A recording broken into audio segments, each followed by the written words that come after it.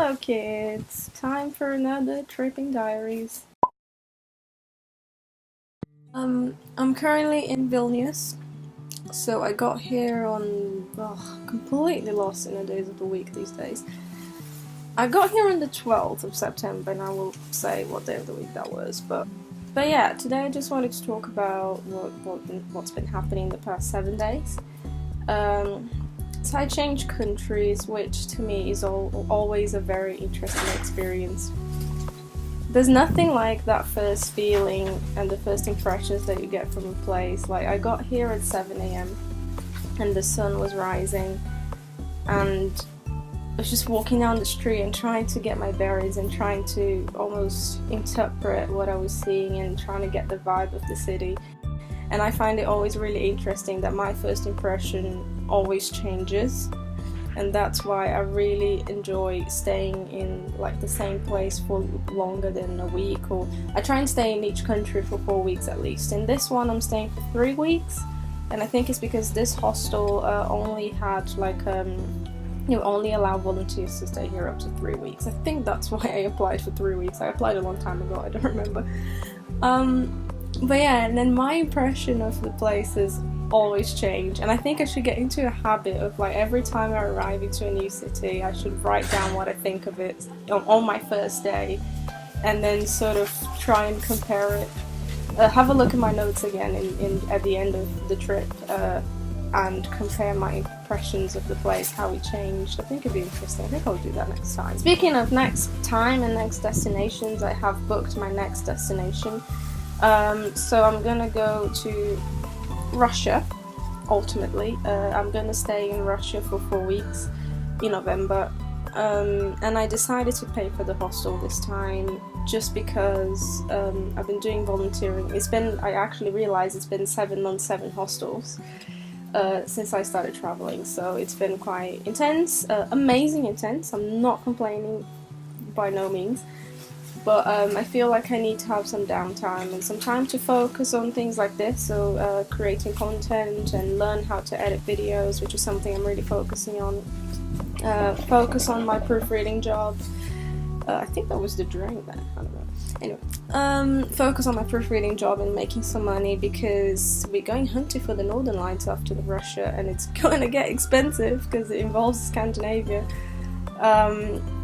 So, you know, just trying to make some money and at the same time have a break. The hostel in Russia actually gave me a really nice discount for a monthly stay. So it's like a really, really nice hostel. They have like a £6 per night rate, but if I said like, if I stayed for a whole month, would you give me a discount? And then they made it for £140-ish if my conversion rates are correct. Which is amazing. It's great. Like, it will give me plenty of time to focus on other things. And I actually realized that this hostel might be my last hostel this year, in terms of volunteering at least, because I will stay in Russia in November, and the plans are in December to go hunting for the Northern Lights in either Norway, Finland. I'm still doing some research, and then I was thinking of, I shouldn't tell you what I'm thinking, because then if I do change my mind I feel bad, because I've already told you about it and it kind of makes it official that I told you here, so I'm not going to tell you. I think it's going to be my last volunteer like exchange in 2019, let's put it that way. So yeah, I arrived in Vilnius on Wednesday, I think. I'm going to stop trying to remember what day of the week it was. I arrived at some point, and then I came to the hostel very early. And then it was quite interesting, because here's what happened. When I applied for this hostel, in the page on Worldpackers, it said there's going to be 25 hours a week of work and 3 days off. As I always do, and I always encourage you guys to do it as well when you're applying for volunteer exchanges, I communicated with the host and I asked him, like, what is it then? Like, what tasks am I going to do? How many days off a week I have, how many hours a week do I have to work, what's the accommodation like? I always ask these questions again, because you never know, like the ad could be outdated, or they're looking for like a particular, like a different position, and they couldn't be asked creating a new ad or something like that. I never know. It's also always nice to have all the conditions of the exchange in written form by the host. So that's what I did, and at the time they replied to me saying the following: our volunteers work every day from 12 to 3 p.m. And then I made the assumption that they had volunteers working every day, but on a shift basis, and that I would have the 3 days off that was in the ad. I should have asked though, because I didn't. And then when I came here, I was having a conversation with one of the staff members as soon as I arrived about the work and stuff. And then she told me that we didn't have any days off. And I was like, right. She said, like, okay, look, it's 3 hours a day of work, so in total you'll be working 21 hours a week, which is not a lot, like, for what you look at. You have volunteer experiences offering 35 hours a week, which, call it abusive or not, like, it depends a lot on what you're doing exactly and what the terms are, but 21 hours a week is not a lot. So, you know, I took that in and I said, look, I'm gonna do my first shift and try and understand why they have arranged that type of like hours. And I did my first shift the following day, and I was trying to, you know, gauge how hard the tasks were if I was going to actually spend 3 hours, because sometimes they say you will take this amount of hours to do the tasks, but at the end you take like 5 hours instead of 3 or something like that. And I said, I'm going to do the shift, see how it feels. A day off a week is important for me because I do proofreading work aside from the hostel work, so if I don't have a day off, I literally go insane because I'll be working every day, and that's insane. So I did the first shift, and I really like observed the tasks and stuff, and it actually was not hard. We finished before 3 hours. I think we did it all in 2.5 hours, and it was fine. So I was pondering, because a lot of people in that situation, as soon as that woman told me that I wouldn't have any days off, a lot of people, and I know some volunteers that would act like this, they would simply say, I'm not okay with this and I'm gonna get out of here. Which is not an approach that I recommend, and it's not something I like to do. When I come into a new place, a new volunteer exchange, I always think of it's a different relationship to when you're an employee in a company, for example, because I'm not an employee here. So in my mind, you're dealing with two people.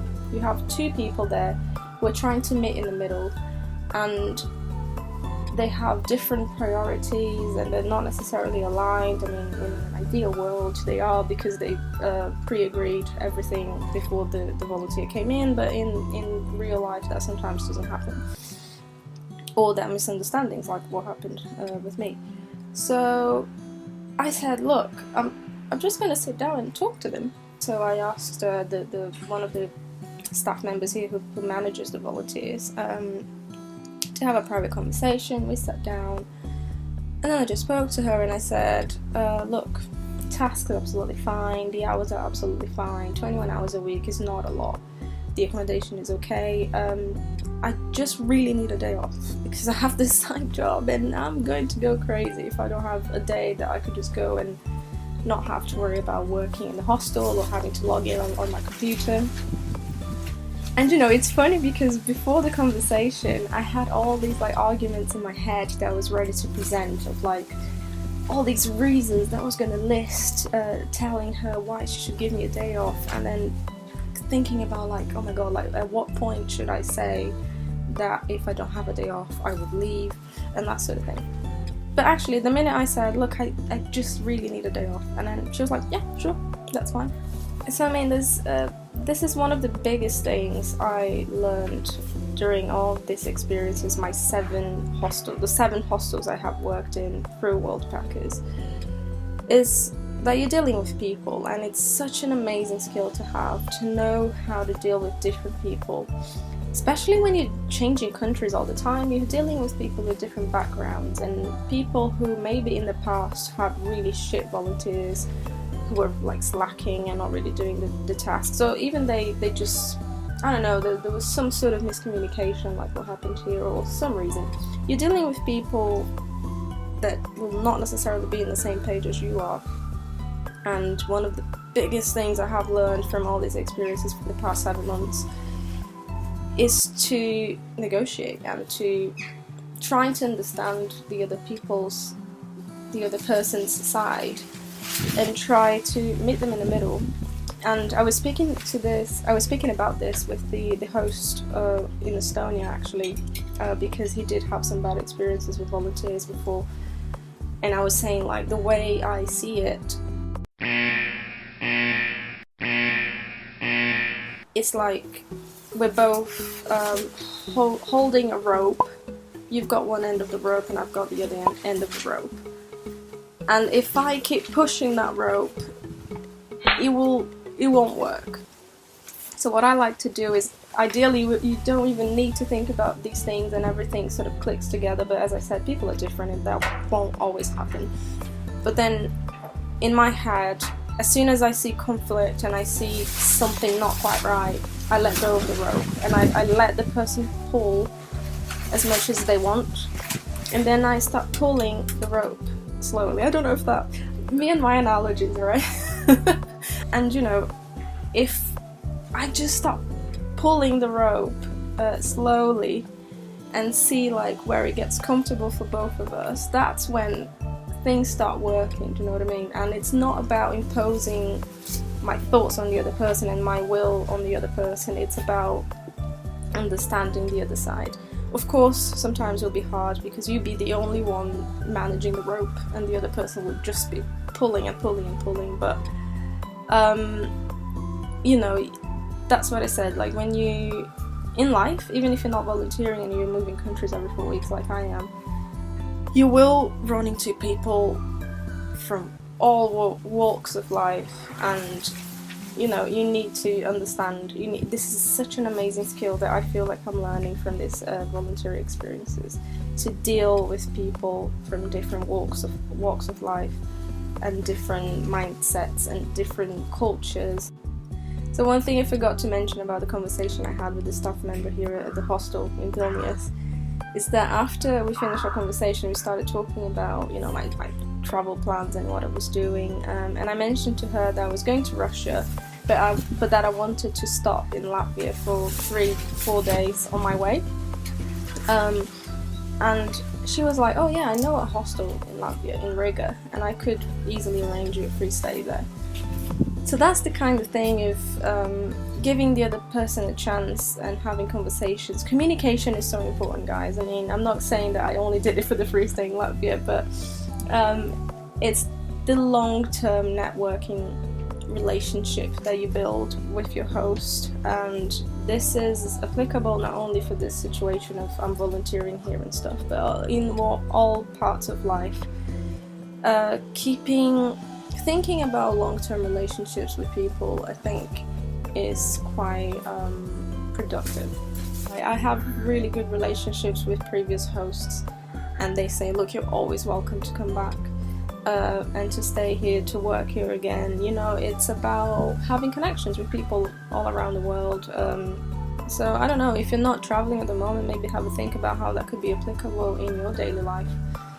So I've been here now for a few days. I've not really had a chance to do much in Vilnius because my first weekend here I had to really focus on my proofreading work because it was that cut-off date for the September payday. You remember I mentioned it in the last video as well.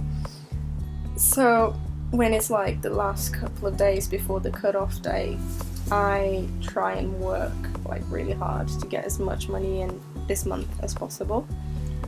I did do a walking tour though, and it was really nice. I have a really good impression of Lithuanian people as being very funny and very light-hearted. You know, they did have some conflicts and stuff. This country used to be part of the Soviet Union, but they're still really funny, and they talk about like how they love basketball and how it's like another religion for them.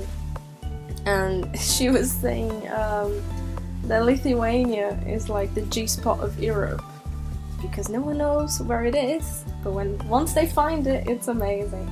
But so far, like, I've been really enjoying it. It seems like a very like upcoming city. Like, everyone is just discovering it, and there's a lot of foreigners here, and you hear English all the time. People speak English, and it just seems like a nice mix of people.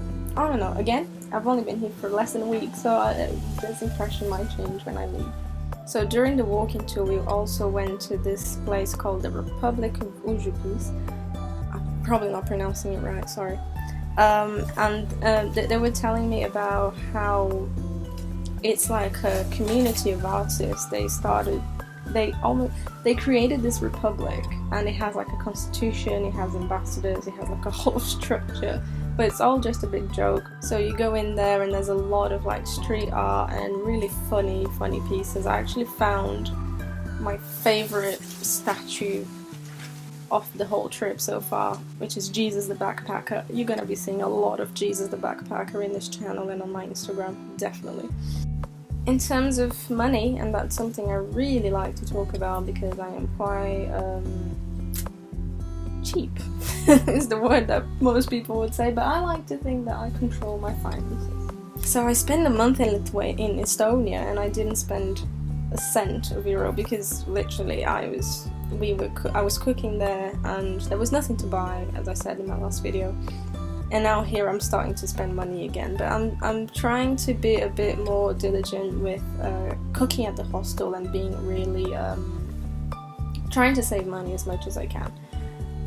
So I've bought stuff to cook in the hostel. I've got like loads of fruit, loads of veggies, and it's actually really nice that I can use some of the skills I learned at Kodu as I was cooking there. I learned some new recipes, some new things, and I'm kind of getting into cooking. I don't know, I'm not going to say I'm going to become a chef in the next 5 years, but I'm getting into it and I really find it very therapeutical. My overall goal is to spend £75 in 3 weeks. That's a lot though. I'm going to put like, I'm going to say £50 a week with a potential stretch of £25. It's just because I need new clothes. I threw away my favourite pair of trousers today. # first world problems.